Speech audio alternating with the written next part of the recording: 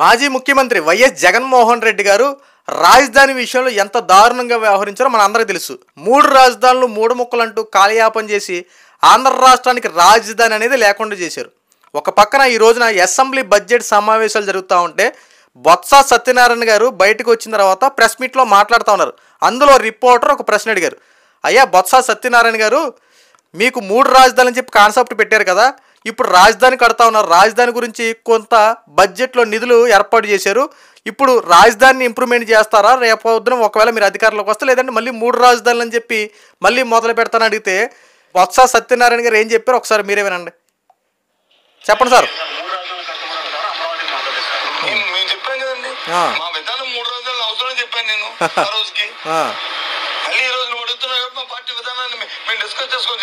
చేసుకోండి.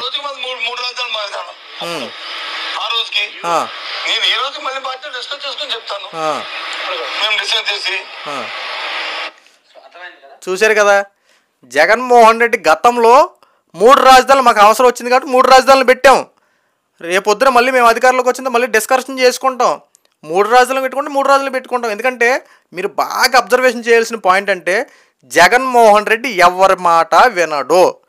జగన్మోహన్ రెడ్డి నేను పట్టుకున్న కుందేలికి 3 కాళ్ళు ఉంటాయి అని చెప్పి జగన్మోహన్ రెడ్డి యొక్క వాదన. అందరూ 2 కాళ్ళు ఉంటాయి సార్ అంటే అబ్బాయి ఒప్పుకోడు, దానికి 3 కాళ్ళు ఉంటాయని చెప్పి జగన్మోహన్ రెడ్డి వాదిస్తూ ఉంటాడు. సో రేపు 2029 ఎలక్షన్లో జగన్మోహన్ రెడ్డి విజయం సాధిస్తే మళ్ళీ ఈ 3 రాజధానుల కాన్సెప్ట్ మళ్ళీ రాజధాని అనే పనులు ఎక్కడికక్కడ ఆగిపోతూ ఉంటాయి. అయితే రిపోర్టర్ అడిగిన ప్రశ్నకి బొత్స సత్యనారాయణ గారికి ఏం చెప్పాలో తెలియక అప్పుడు ఏది మనకు అవసరం వచ్చింది మళ్ళీ రేపొద్దున అవసరం వస్తుందో ఏం చెప్పి అన్న అయిపోయింది, అక్కడితో అయిపోయింది. సో ఆ విషయం కూడా సరిగ్గా అనిపించలా, మనకు అర్థమైన వరకు అయితే అంతవరకే.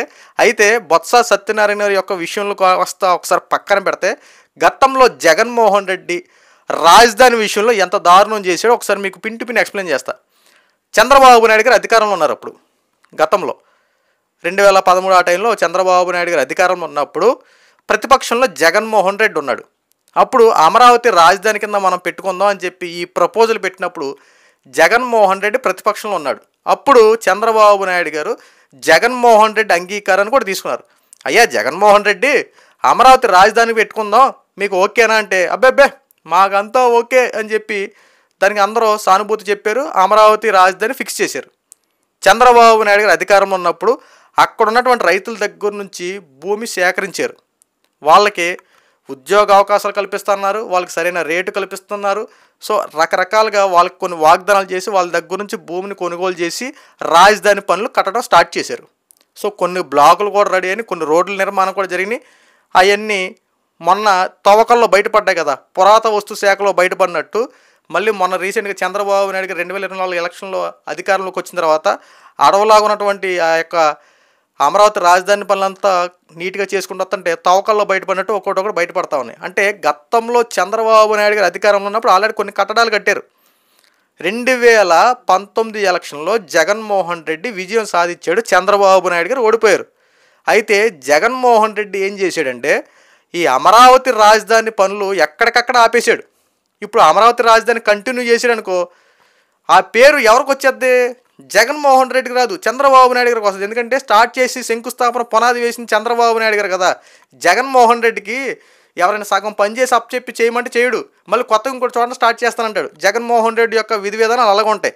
అయితే ఇక్కడ అమరావతి రాజధాని పనులు కనుక కంప్లీట్ చేస్తే ఒకవేళ చంద్రబాబు నాయుడు గారి పేరు వస్తుందని చెప్పి జగన్మోహన్ రెడ్డి అమరావతి ఊసే తీలే.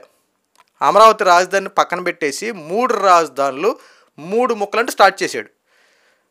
ఎక్కడ స్టార్ట్ చేశాడు? వైజాగ్ రాజధాని మెయిన్ క్యాపిటల్ వైజాగ్ రాజధాని అన్నాడు. అమరావతి ఎలాగో అలాగే ఉంటుంది. కర్నూలు ఒకటి అన్నాడు, న్యాయ వ్యవస్థ సంబంధించి మొత్తం కర్నూలులో పెడతానని చెప్పి కర్నూలు అన్నాడు. మొత్తం హెడ్ ఆఫ్ ది క్యాపిటల్లో వైజాగ్ అన్నాడు, నామమాత్రపు క్యాపిటల్లో అమరావతి అన్నాడు. 3 రాజధానులు అన్నాడు. అయితే ఇక్కడ వైజాగ్ని మెయిన్ క్యాపిటల్గా చేస్తానని చెప్పి అక్కడ జగన్మోహన్ రెడ్డి అక్కడ అందరినీ ఆకట్టుకోవాలని చెప్పి ప్రయత్నించిన జగన్మోహన్ రెడ్డి నమ్మకంతో 2024లో వాళ్ళు కూడా ఓట్లేలా. ఇక్కడ కర్నూలు వాళ్ళ సొంత నియోజకవర్గానికి సంబంధించినటువంటి ఆ ఏరియాలు మొత్తం రెడ్లకు సంబంధించినటువంటి ఆ ఏరియాల్లో కూడా జగన్మోహన్ రెడ్డి ఇక్కడ కర్నూలులో న్యాయ వ్యవస్థ ఏర్పాటు చేస్తున్నాడు. సో జగన్మోహన్ రెడ్డి ఓటేద్దామని చెప్పి అటు సైడ్ వాళ్ళు కూడా ఎవరో జగన్మోహన్ రెడ్డికి అంగీకారం చెప్పాల. ఇక్కడ చూసుకుంటే అమరావతిని మొత్తం తీసేసాడు కదా ఇక్కడ జగన్మోహన్ రెడ్డి. సో ఇక్కడ అమరావతికి సంబంధించిన వాళ్ళు కూడా ఎవరో జగన్మోహన్ రెడ్డిని ఆదరించాలి. ఎందుకంటే 3 రాజధానులు 3 ఎముకలు అంటే కాలయాపన చేసుకొని రాజధాని లేకుండా చేశాడు. 24 గంటల్లో ఘోర ఓటమి చవి చూశాడు. కేవలం 11 సీట్లు పరిమితం అయ్యాడు.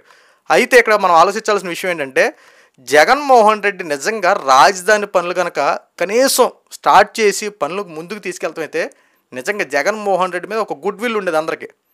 కానీ జగన్మోహన్ రెడ్డి అలా చేయలే. రావడమే ముఖ్యమంత్రి అయిన దగ్గర నుంచి ప్రజావేదికలు కూల్చుతో స్టార్ట్ చేసిన దగ్గర నుంచి అన్నీ కూల్చడాలు, పడగొట్టడాలు, పేర్లు మార్పులు చేయడాలు, మొత్తం కలర్లు వేసుకుంటాలు ఇవే కనపడి తప్ప మొత్తం అధికారంలో ఉన్నటువంటి జగన్మోహన్ 5 సంవత్సరాల్లో పేరు మార్పులు అంతే, ధ్వంసాలే ఇవే కనపడతా ఉన్నాయి ఎక్కడ చూసినా సరే. అరే పరిపాలన చేసింది ఏంటంటే పథకాలు ఇస్తానని చెప్పంటాం.